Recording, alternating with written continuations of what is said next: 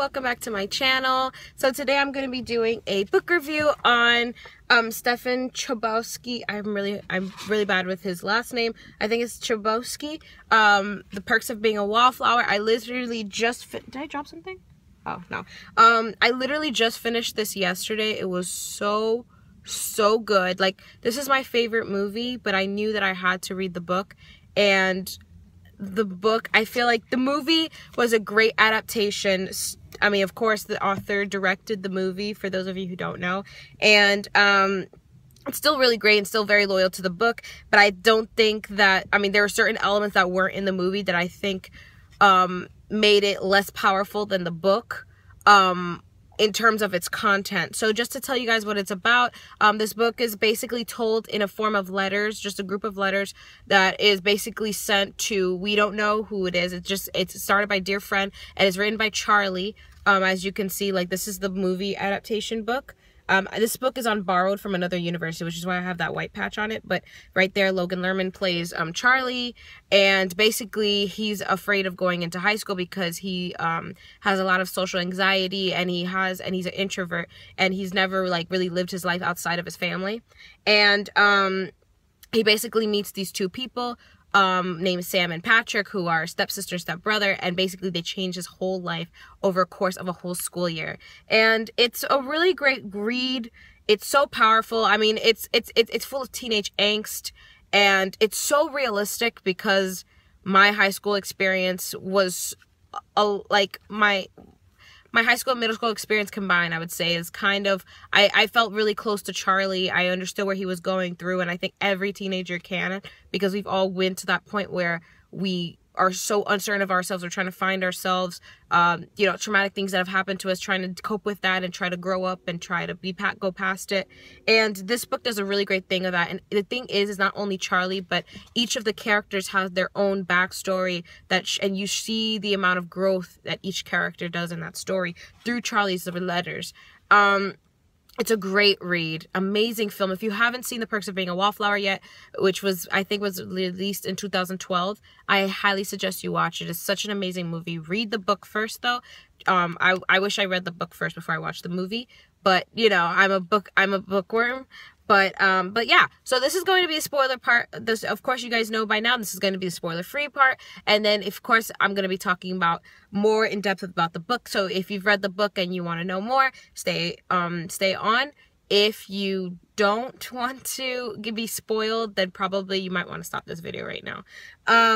Anyway, so there's three aspects of this book that I really love. I really love the narrative form. I love the fact that it's set that Charlie's writing these letters. We never know who the Dear Friend is, who he's writing to. There was a point where I actually thought, like, my theory is that, well, my theory at the beginning was that he was writing to Michael, which is his friend that committed suicide, and his only friend, and he committed suicide. And I thought that he was just writing these letters to that friend. But then over the course, but towards the end, in the epilogue, which is my favorite letter, I think, in my opinion, it's probably my favorite letter. I have a few favorite letters in there, but that's my favorite, where he basically talks directly to us as readers, and that kind of broke that. It's almost like breaking that fourth wall in writing form, which is something I've never seen before, and I love that tactic that Stefan does. It's such a great tactic, and it's done so powerfully. Not only is it done through a narrative form, but it's done through letter, so it makes it even more personal for the reader and a much more in-depth experience. I always said that I really believe that Perks of Being a Wallflower is the modern version. It's like our Catcher in the Rye, if that makes sense. But I really do. And another thing too is the use of drugs and language and the kind of ambiguous sexuality that happens in this book is pretty, I mean, it's pretty relevant, and it's pretty realistic when you take into consideration how we really are. Because I feel like a lot of films now, a lot of books now, is just all staged romance, and it's stuff that's so unrealistic. But this book deals with it in such a great way that it's like, you know, it's not always like, you know, we fall in love and we find our sweetheart in high school and like, it's not like that at all. If anything, Charlie's love for Sam is almost like a crush.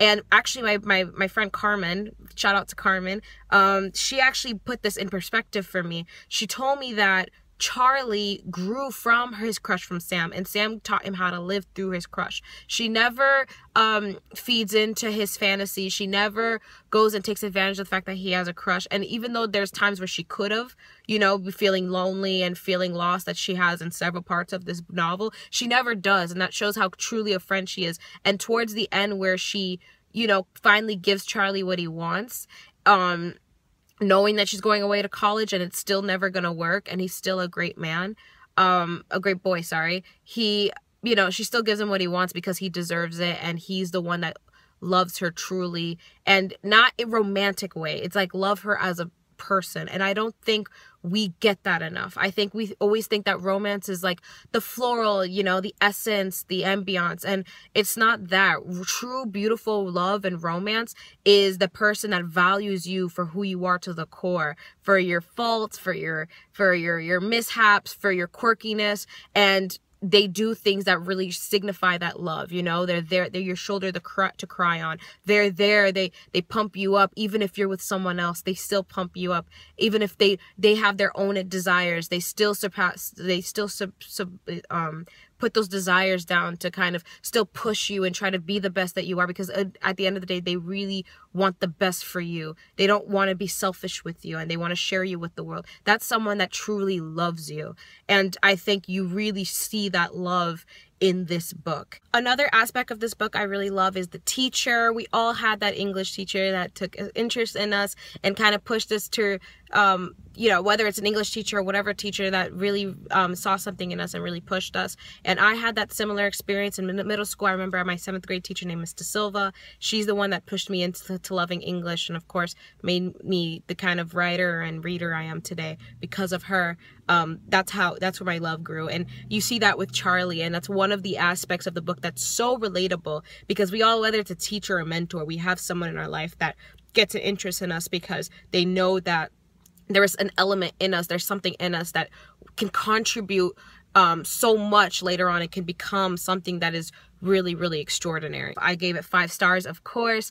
I've been very lucky this year. I've been reading really great novels, and I feel like I'm growing with these novels so much as a writer, as an individual, and I'm enjoying it so much. I'm enjoying my reading experience. So yeah, so that's my review on The Perks of Being a Wallflower.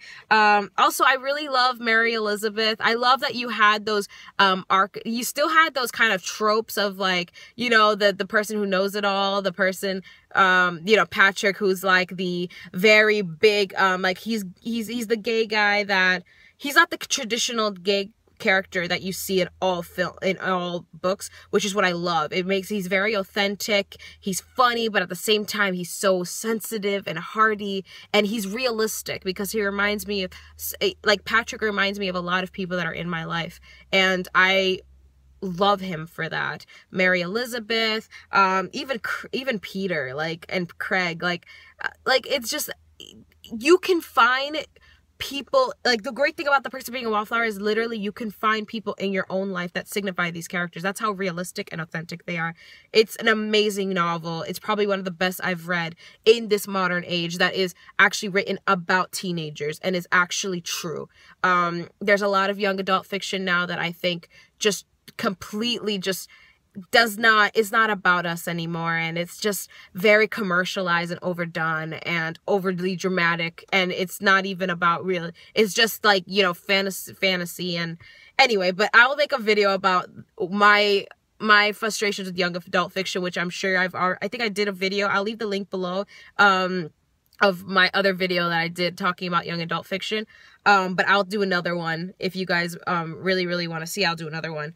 But yeah, so that's my review on Perks of Being a Wallflower. I really, really loved it. I'm actually going to finish Catcher in the Rye, and I'm going to, because I have it with me today, and Cain by Jean Toomer, who I'm really, really excited to read, because he's a Creole writer. He's American, but he is from, you know, he is from, I think, Louisiana or whatever. He's a Creole writer, so I'm really excited to read him. So yeah, so thank you guys so much for watching. I hope you guys like it. Leave your comment below about what you love about Perks of Being a Wallflower, or other books that you've read that is kind of within that genre. And if you have any recommendations for me, please feel free to leave the comment down below. I love you guys so much, and I'll see you guys next time. Bye!